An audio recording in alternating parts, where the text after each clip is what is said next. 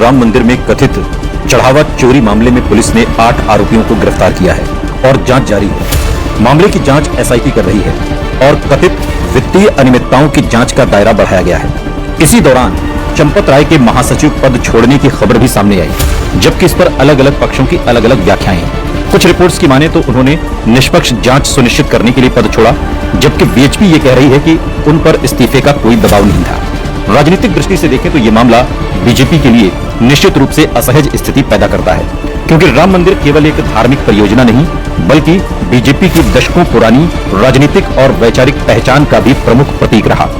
इसलिए मंदिर से जुड़े किसी भी भ्रष्टाचार या चोरी के आरोप का असर सामान्य सरकारी विभाग में हुए घोटाले से अलग हो सकता है। विपक्ष, विशेषकर समाजवादी पार्टी और कांग्रेस, इसे आस्था के साथ विश्वासघात के रूप में पेश करने की कोशिश कर रही है, जबकि बीजेपी इस बात पर जोर दे रही है कि मामला सामने आते ही जांच कराई गई, एफआईआर दर्ज हुई, गिरफ्तारियां हुई, कार्रवाई हो रही है।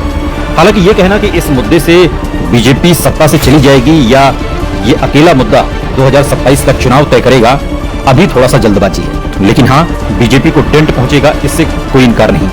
उत्तर प्रदेश के चुनावों में मतदाता आमतौर पर कई कारकों, जाति समीकरण, स्थानीय उम्मीदवार, संगठन, कल्याणकारी योजनाएं, कानून व्यवस्था, बेरोजगारी, महंगाई और गठबंधन को साथ लेकर निर्णय लेते हैं। एक बड़ा विवाद चुनावी माहौल को प्रभावित कर सकता है, लेकिन अकेले उसी के आधार पर पूरे राज्य का परिणाम तय होना असामान्य लगता है। यानी ये कि बीजेपी को अयोध्या के राम मंदिर में चढ़ावा चोरी का मामला नुकसान तो पहुंचाएगा, लेकिन सिर्फ यही एक मुद्दा नहीं है।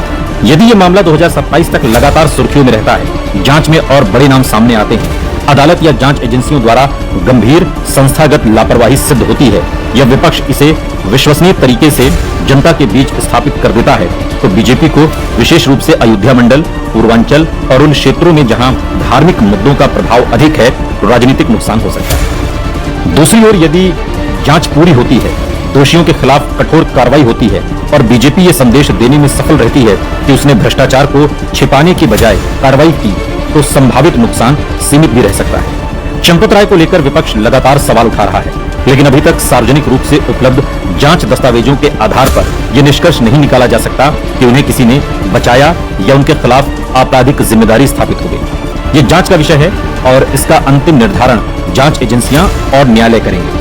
इसी कारण इस स्तर पर किसी व्यक्ति की आपराधिक भूमिका के बारे में निश्चित दावा करना उचित नहीं होगा।